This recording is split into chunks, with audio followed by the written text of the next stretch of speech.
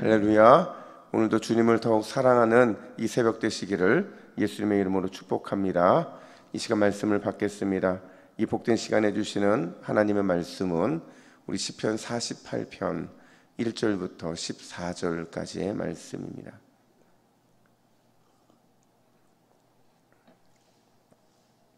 구약성경 835면 시편 48편 1절부터 14절까지의 말씀, 교회를 사랑할 이유라는 제목으로 오늘 말씀을 받겠습니다. 우리 1절부터 14절까지 함께 교독합니다. 여호와는 위대하시니 우리 하나님의 성 거룩한 산에서 지극히 찬양 받으시리로다. 터가 높고 아름다워 온 세계가 즐거워하며 큰 왕의 성 곧 북방에 있는 시온산이 그러하도다. 하나님이 그 여러 궁중에서 자기를 요새로 알리셨도다. 왕들이 모여서 함께 지나갔으며 그들이 보고 놀라고 두려워 빨리 지나갔도다. 거기서 떨림이 그들을 사로잡으니 고통에 해산하는 여인의 고통 같도다. 주께서 동풍으로 다시스의 배를 깨트리시도다.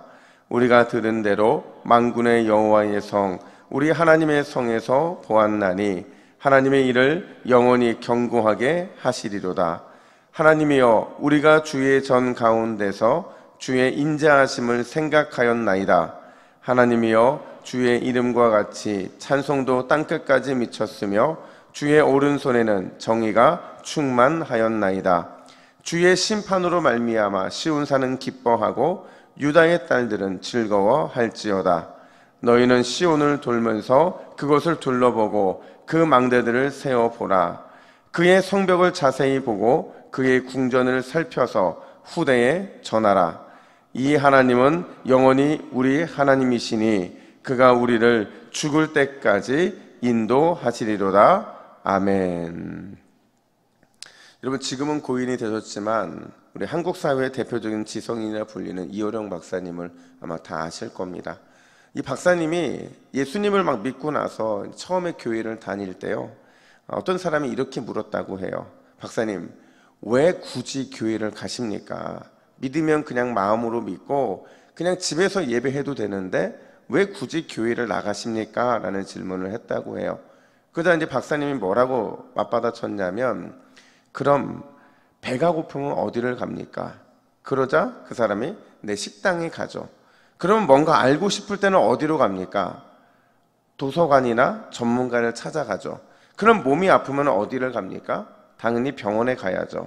이 대답이 맞춰지자마자 박사님이 뭐라고 말씀하셨냐면, 그래서 저도 교회를 나가는 겁니다. 왜냐하면 영원히 메마른 사람이 교회 말고는 갈 곳이 어디 있습니까? 이렇게 물었다는 거예요. 여러분, 오늘 시편 기자는요, 하나님의 성 시온에 대해서 찬양을 하는데, 재미있는 것은 이 시온산을 정말 다양한 표현으로 말하고 있다는 거예요. 1절에 보면 하나님의 성 거룩한 산이라고 표현을 하고, 2절에 보면 큰 왕의 성, 8절에서는 만군의 여호와의 성이라고 부른다는 거죠. 여러분, 이런 모든 표현들을 뭐를 상징적으로 보여주느냐? 바로 주님의 몸된 교회를 보여주는 표현들이라는 거예요. 따라서 오늘 본의 핵심이 뭐냐면, 이스라엘 백성들이 왜 시온성을 찬양했는가 하는 거예요. 그리고 그 시온성을 찬양했던 이유가 우리가 주님의 몸된 교회를 사랑할 수밖에 없는 이유, 교회를 위대하게 여겨야 되는 이유가 무엇인지를 보여주고 있다는 거죠. 여러분, 우리는 왜 교회를 사랑해야 될까요? 왜 우리는 주님의 몸된 교회를 위대하게 여겨야만 하는 걸까요? 오늘 본문은 두 가지를 말해주는데, 첫 번째로 하나님의 특별한 임재가 임하는 곳이 바로 교회이기 때문이라는 거예요. 1절 말씀을 볼까요? 1절 말씀을 같이 읽습니다. 시작. 여호와는 위대하시니 우리 하나님의 성 거룩한 산에서 극진히 찬양 받으시리로다. 아멘. 여러분, 지금 시편 기자는요, 시온성을 자랑하는 거예요. 어떻게 자랑하느냐? 극진히 찬양받기에 합당하다, 이렇게 표현합니다. 여러분, 극진이라는 표현이 오늘날 잘 쓰는 표현은 아니에요. 근데 이게요, 원문으로 보면 최상급이라는 거죠. 가장 최고로 찬양받기에 합당한 곳이 어디라는 거예요? 하나님의 성이라는 겁니다. 심지어 2절에서는 그 아름다움을 어떻게 표현하느냐? 우리 2절 말씀도 같이 있습니다. 시작. 터가 높고 아름다워 온 세계가 즐거워하며 큰 왕의 성 곧 북방에 있는 시온산이 그러하도다. 아멘. 여러분, 시온산은요, 그러니까 예루살렘 성은 해발 800m 위치에 있어요.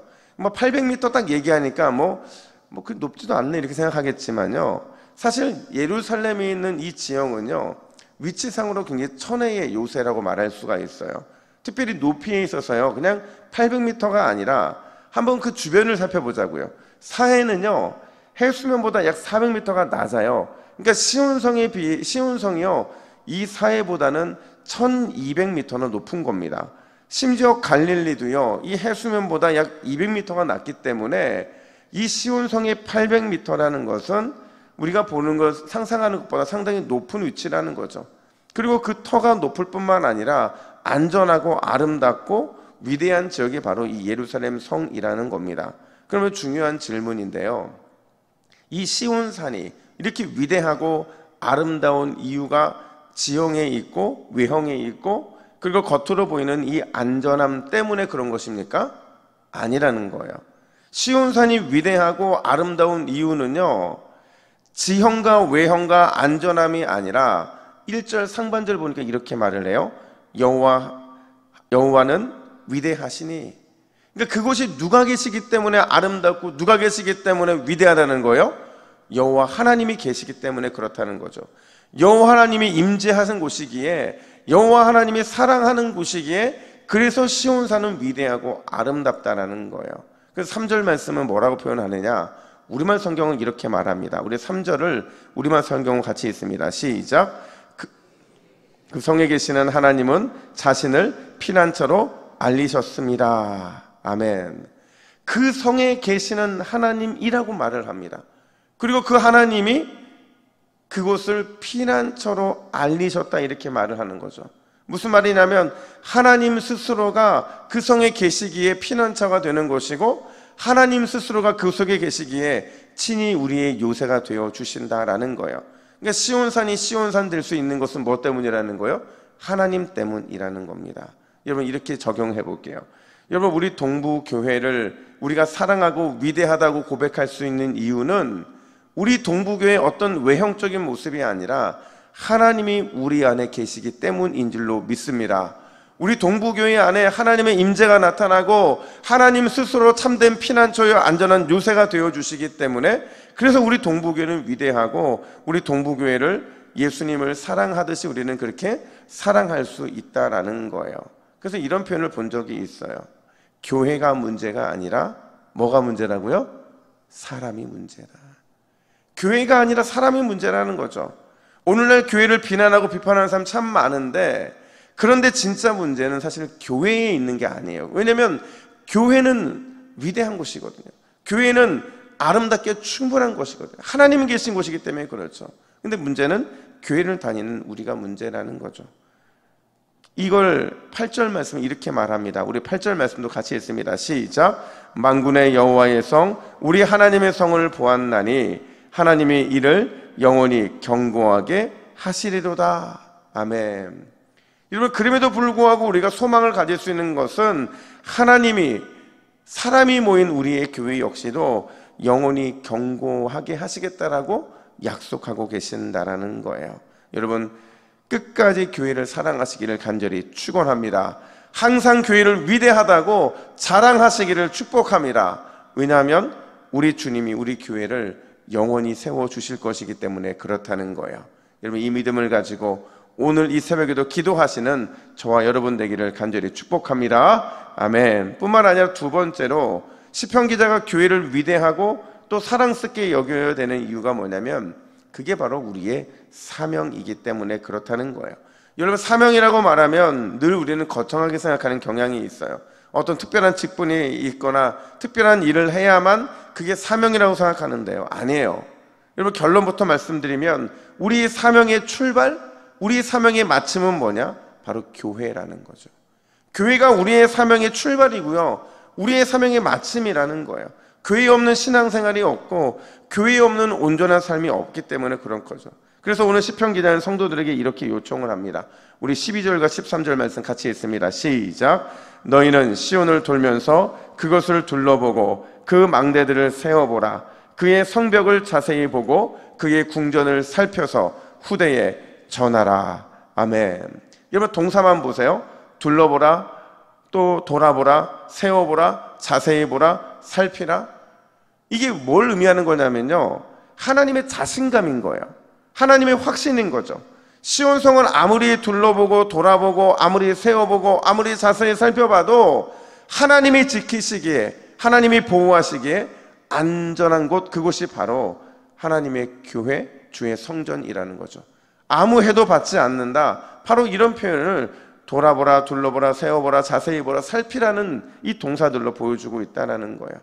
근데 여러분 이게요, 우리 시대는 가능해요. 교회에 몸을 헌신하고 마음을 헌신하고 물질을 들여 섬겼던 우리 어른 세대에서는 이게 가능하다라는 거죠. 아, 하나님이 우리 길을 돌아보시는구나, 우리 길을 둘러보시는구나, 세워보는구나, 자세히 보고 살펴도 하나님은 언제나 우리 교회를 지키시고 보호하시는구나 라는 것을 우리 어른 세대는 공감이 되는데, 문제는 후손의 시대에, 다음 세대에도 이 놀라운 안전과 보호를 우리가 과연 넘겨줄 수 있을까라는 질문을 하게 된다라는 거죠. 근데 여러분, 교회가 얼마나 하나님의 보호하심과 지키심 가운데 안전한지, 아무런 해를 받지 않는다는 사실을 우리만 알 뿐만 아니라 후손들에게 전해야 될 사명이 저와 여러분들에게 있는 줄로 믿습니다. 여러분, 우리가 기도하는 이유가 뭐겠어요? 우리만 그 믿음 갖고 살아가는 것이 아니라 후대에, 또 다음 세대에 이것을 알려주기 위함이잖아요. 그래서 저희가 여러분 고민을 했어요. 어떤 고민을 했냐면, 과연 해마다 반복되는 여름 행사고 해마다 반복되고 있는 이런 수련회와 성경학교인데, 과연 이거를 우리가 정말 영적인 어떤 이런 부흥의 디딤돌을 삼을 수 있는 기회가 무엇일까? 우리 교회가 축제처럼 여름 행사를 보내고 축제처럼 수련회를 보낼 수 있는 방법이 뭘까? 그 결과가 뭐냐면요, 우리가 특세를 갖는 거였어요. 여러분, 동부교회 역사상 이 주일학교, 성경학교와 수련회를 위해서 특세를 가져본 적 있을까요? 혹시나 있지 않았을까요? 없었습니까? 이번 기회인 거죠. 우리가 어른 세대에 우리 세대만 교회의 위대함을 보관하는 것이 아니라, 간직하는 것이 아니라 우리 후손의 세대에도 여기에서 은혜 받고 여기에서 예수님 만나고 여기에서 하나님의 살아계심을 경험하면 교회가 얼마나 위대한지를 다음 세대도 알게 될 줄로 믿습니다. 그래서 이번 주 특세를 깨우는 것은 우리의 사명이고 우리에게 주신 하나님의 특별한 은혜라고 볼 수가 있어요. 여러분, 결국 우리가 이런 일들을 통해 믿음의 후손들이 어떤 고백을 해야 되느냐, 우리 14절 말씀을 마지막으로 같이 읽습니다. 14절입니다. 시작. 이 하나님은 영원히 우리의 하나님이시니 그가 우리를 죽을 때까지 인도하시리로다. 아멘. 우리 동부교회는 영원히 우리 하나님이심을 고백할 뿐만 아니라 그가 우리를 죽을 때까지 인도하신다라는 믿음의 고백이 전수되는 복된 교회가 되어야 될 줄로 믿습니다. 우리 함께 기도의 제목을 같이 읽습니다. 같이 읽습니다. 시작. 주여, 우리 동부교회에 하나님의 임재와 은혜가 늘 충만하게 하옵소서. 교회를 사랑하고 자랑하는 것이 우리의 가장 중요한 사명이 되게 하옵소서. 아멘. 기도하겠습니다. 하나님 아버지, 우리가 교회를 사랑하는 것은 외형의 모습이 아니라 주님의 임재와 은혜가 임하기 때문인 줄로 믿습니다. 그런 교회를 우리가 끝까지 사랑할 수 있도록 인도하여 주시고, 그 위대한 교회를 통해 일하시는 하나님을 자랑함으로 하나님 우리에게 주어진 후손 세대에 전하는 교회의 위대함을 전달하는 귀한 사명을 감당하는 모든 새벽 기도자들 될 수 있도록 인도하여 주시옵소서. 감사드리며 예수님의 이름으로 기도하옵나이다. 아멘.